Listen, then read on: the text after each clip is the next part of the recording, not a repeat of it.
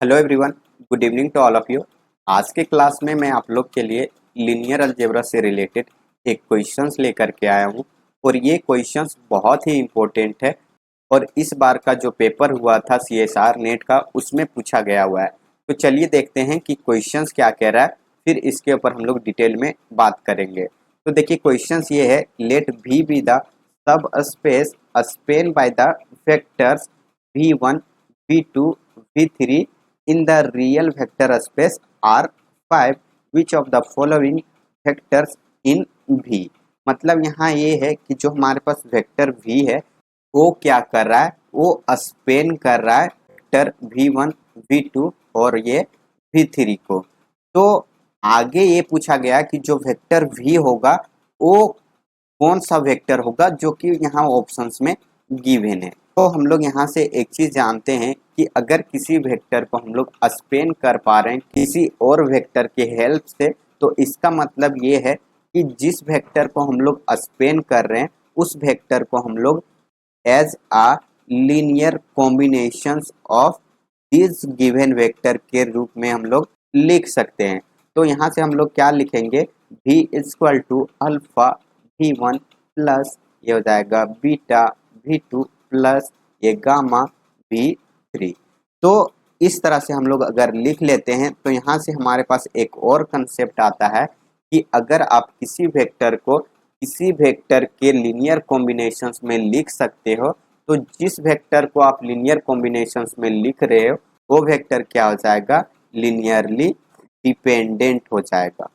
तो हमें यहाँ से क्या मिल गया कि जो वेक्टर V है वो क्या होगा, लीनियरली डिपेंडेंट होगा। तो हम लोग अब डायरेक्टली चेक करेंगे कि इन चारों में से कौन सा वेक्टर है जो लीनियरली डिपेंडेंट होगा, वही क्या होगा, वेक्टर V के बराबर होगा। तो इन तीनों वेक्टर को एज अ रो में हम लोग लिखने की कोशिश करते हैं एक मैट्रिक्स में, और फिर उसके साथ एक एक करके हम लोग क्या करेंगे, इसे लिखेंगे और फिर हम लोग रो एक्लन फॉर्म का यूज करके इसे रिड्यूस कर देंगे। और रिड्यूस करने के बाद देखेंगे कि जितना हमारे पास फ्री वेरिएबल और पाइवेट इन तीनों के मदद से मिल रहा है, उतना ही अगर इन सभी वेक्टर को रखने के बाद भी मिलेगा तो वो वेक्टर क्या हो जाएगा, हमारा V वेक्टर के इक्वल हो जाएगा। तो हम लोग यहाँ से क्या करेंगे, एक मैट्रिक्स लिखते हैं जो कुछ इस तरह से फॉर्म हो करके आएगा इन तीनों के मदद से। तो यहाँ आ जाएगा 1 0, ये हो जाएगा 2 3 और ये 1। सेकेंड वेक्टर यहाँ रख देंगे तो क्या हो जाएगा 0 0, ये 1 3 और ये 5। और थर्ड में क्या है 0 0 और यहाँ 0 0 और ये 1। इन तीनों वेक्टर को एक मैट्रिक्स में हमने यहाँ रख दिया एज अ रो में। तो हम लोग को आसानी से यहाँ पता चल गया कि देखिए एक पाइवेट हमें यहाँ से मिल रहा है, एक यहाँ से मिल रहा है और एक यहाँ से मिल रहा है। तो तीन हमारे पास पाइवेट मिल रहे हैं, कहाँ से, एक फर्स्ट कॉलम से, दूसरा हमें मिल रहा है थर्ड कॉलम से, और फिर लास्ट जो थर्ड पाइवेट मिल रहा है वो हमें कहाँ से मिल रहा है, फिफ्थ कॉलम से। तो यहाँ से हमारे पास कितने पाइवेट मिल गए, तो यहाँ से 3 पाइवेट मिल गया। अब सिमिलरली हमें कितना फ्री वेरिएबल, तो देख सकते हो यहाँ से हमारे पास 2 फ्री वेरिएबल मिल रहे हैं। तो ये हमारे पास इस तरह से मिल गया, कब, जब हम लोग इन तीनों वेक्टर को क्या किए, एज अ मैट्रिक्स में रख दिए। अब हम लोग एक एक करके जो ऑप्शंस में गिवन है वो हम लोग यहाँ रखने की कोशिश करते हैं, कहाँ, इस फोर्थ रो में, जो हमारा फोर्थ रो होगा उसमें। और देखेंगे कि अगर इसके पाइवेट और फ्री वेरिएबल में कोई डिस्टरबेंस नहीं होती है उस वेक्टर को रखने के बाद, तो उस वेक्टर को हम लोग क्या बोलेंगे कि वो V वेक्टर के बराबर आ जाएगा। तो अब हम लोग एक एक करके यहाँ रख देते हैं। तो फर्स्ट वाला ऑप्शन हम लोग यहाँ रखते हैं तो क्या हो जाएगा 1 1 1, ये 1 और यहाँ 1। तो आप यहाँ से देख सकते हो अगर हम लोग यहाँ रो एक्लन फॉर्म का यूज करें तो यहाँ से क्या करेंगे, R4 में सब्ट्रैक्ट कर देंगे R1 का, तो ये क्या हो जाएगा 0 हो जाएगा। और फिर यहाँ से क्या आ जाएगा, 1 में 0 का सब्ट्रैक्ट करेंगे तो 1 ही आएगा, इसमें सब्ट्रैक्ट करेंगे तो ये -1 हो जाएगा, और यहाँ सब्ट्रैक्ट करेंगे तो ये -2 आ जाएगा, और इसे सब्ट्रैक्ट कर देंगे तो ये 0 आ जाएगा। अब यहाँ से देख सकते हैं कि जो हमारे पास सेकेंड कॉलन है उस कॉलन में से ये हमारे पास जब 3 रो थे तो उसमें कोई पाइवेट नहीं मिल रहा था, बट आपको यहाँ से एक पाइवेट मिल जा रहा है। मतलब ये है कि इसका पाइवेट जो है वो डिस्टर्ब हो जा रहा है, मतलब इसके पास 4 पाइवेट मिल जाएंगे और फ्री वेरिएबल एक ही बचेगा। मतलब जो हमारे पास फर्स्ट ऑप्शन में वेक्टर गिवन है वो क्या है, एल वेक्टर है, ना कि वो एल वेक्टर है। तो जब हमें यहाँ एल वेक्टर मिल रहा है और ज़रूरत हमें एल वेक्टर की है, तो ये ऑप्शन तो हमारा क्या हो जाएगा, डिस्कार्ड हो जाएगा। तो फर्स्ट ऑप्शन से इस तरह से हमारा इनकरेक्ट होगा। सिमिलरली आप सेकेंड ऑप्शन को देखिए, हम लोग अगर सेकेंड ऑप्शन में जो गिवन वेक्टर है उसे अगर मैट्रिक्स में रखने की कोशिश करते हैं तो यहाँ क्या आ जाएगा वो देख लीजिए। तो देखिए सेकेंड वेक्टर क्या है, यहाँ 0 0, ये है 1, ये 2 और यहाँ ये 4 आ रहा है। तो यहाँ से देख सकते हो कि अगर हम लोग इसका रो एक्लन फॉर्म करके इसे रिड्यूस करें तो फोर्थ रो में सेकेंड रो को सब्ट्रैक्ट कर दे तो ये क्या हो जाएगा, 0 हो जाएगा। और यहाँ से इसे अगर सब्ट्रैक्ट करेंगे तो ये -1 बन जाएगा, और यहाँ इसे सब्ट्रैक्ट करेंगे तो ये भी क्या बनेगा, -1 बनेगा।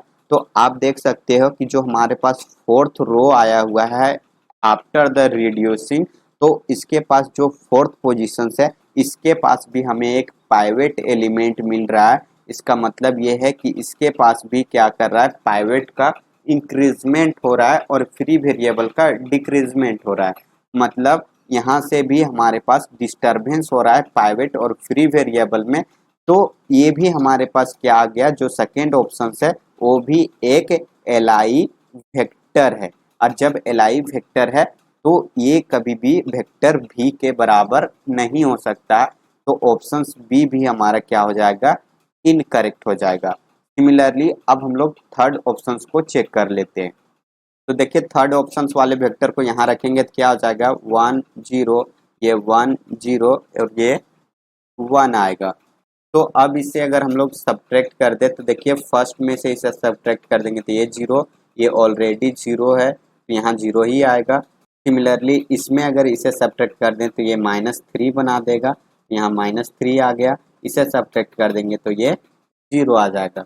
अब क्या करते हैं, जो सेकेंड रो है इसमें अगर हम लोग फोर्थ रो को ऐड कर देते हैं तो ये 0 हो जाएगा और ये भी यहाँ 0 आ जाएगा। और ये क्या आ जाएगा, 0 + 5, ये 5 बन जाएगा। अब देख सकते हो यहाँ 1 है और ये 5 है, तो R3 में अगर 5 मल्टीप्लाई करके सब्ट्रैक्ट कर देंगे तो ये कम्प्लीटली 0 बना देगा। मतलब जो फोर्थ रो है after the using of row echelon form ये कम्प्लीटली यहाँ 0 बन जाएगा। और ये अगर 0 बन गया तो हमारे पास ये क्या बन गया, लिनियरली डिपेंडेंट वेक्टर बन गया। तो जब ये लिनियरली डिपेंडेंट वेक्टर बन जाएगा तो यही तो हमें चाहिए था ना, कि जो वेक्टर भी हो वो क्या होना चाहिए, लिनियरली डिपेंडेंट होना चाहिए, जो कि हमें मिल चुका है। तो ये हमारा थर्ड ऑप्शन इस तरह से करेक्ट हो जाएगा। सिमिलरली अगर आप फोर्थ ऑप्शन को चेक करोगे तो क्या है, यहाँ डिफरेंस सिर्फ कितना है, यहाँ 1 था और यहाँ 2 है, बाकी सेम है। तो यहाँ से हम लोग अगर इसे रखेंगे तो ये भी कम्प्लीटली 0 बना देगा। तो इस तरह से हमारे पास फोर्थ ऑप्शन भी क्या हो जाएगा, करेक्ट हो जाएगा। तो इस क्वेश्चन का जो आपको करेक्ट ऑप्शंस मिलने वाला है वो third options and fourth options मिलेगा, और जो फर्स्ट एंड सेकंड है वो आपको इनकरेक्ट मिलेगा। और वो इनकरेक्ट मिलने के पीछे जो वजह थी वो मैंने आप लोग को बता दिया हुआ है। और जब भी आप लोग को इस तरह का क्वेश्चंस मिले जहाँ की स्पेलिंग सेट वगैरह बना करके दे, तो आप लोग को कुछ इसी तरह का मेथड यूज करना है, जो कि अगर आप वेक्टर स्पेस पढ़े होंगे तो आप लोग को ये कंसेप्ट बहुत अच्छे से आता होगा। तो आई होप आप लोग को समझ में आ गया होगा इस क्वेश्चन का एक्सप्लेनेशन। अगर कोई क्वेरी हो तो आप ज़रूर कमेंट करना, ताकि मैं उसे देख करके फिर उस पर काम करूं और आपको बताने की कोशिश करूं। तो चलिए फिर मिलते हैं हम लोग नेक्स्ट लेक्चर्स में। जाते जाते मैं बता देता हूं कि अगर आप मेरे चैनल पर नए हो तो please like share and subscribe जरूर करें। तो thank you so much for watching this video. Bye bye, take care.